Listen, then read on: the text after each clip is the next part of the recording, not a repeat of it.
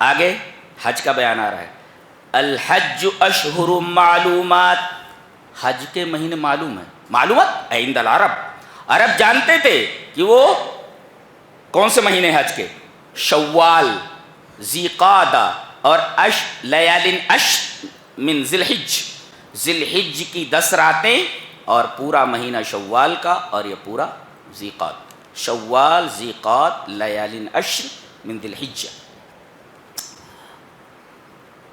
نبی کریم صلی اللہ علیہ وسلم نے فرمایا حج سبھی کو جاتے ہیں، حج مبرور جسے مل گیا تو اس طرح لوٹتا ہے جیسے بچہ جو اپنی ماں کے پیٹ سے نکلا ہوا ہو، کہ اس کے اوپر کوئی گناہ نہیں ہوتا.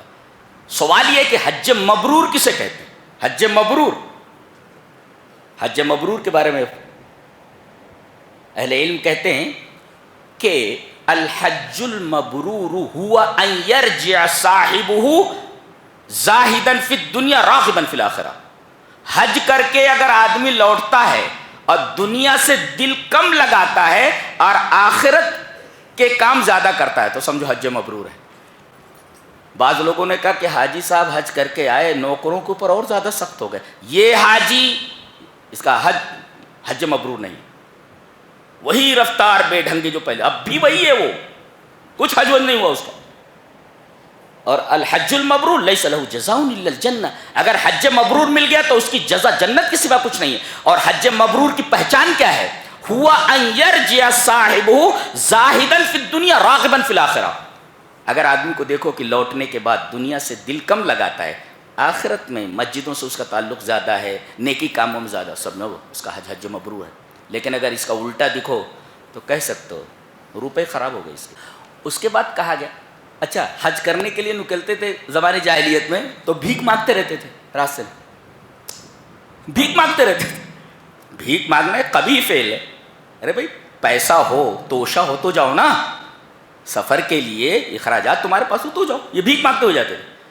پہلے یہاں کے بھی حاجی جاتے تھے تو مسجد خالد بن ولید ایسی مسجدیں دیکھتے رہتے تھے کہ جہاں مفت میں کھانا مل رہا ہو، مفت خور کہیں کے.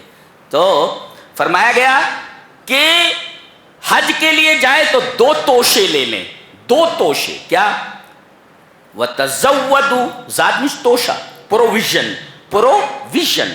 تو وَتَزَوَّدُوا فَإِنَّ خَيْرَ الزَّادِ التَّقْوَىٰ، تو سب سے بہترین پروویژن یعنی take provision with you for the journey. اگر آپ سفر کر رہے ہیں حج کے لیے تو آپ کو پروویژن لینا ہے، توشہ لینا ہے. اب توشہ، the provision is of 2 types, 2 قسم کا ہے.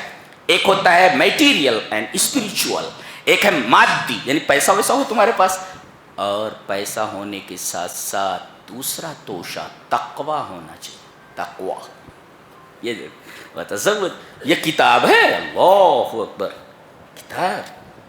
اسی کو چھوڑنے کی وجہ سے لات جوتے کھا رہے ہو، سب لات جوتے کھا رہے ہو.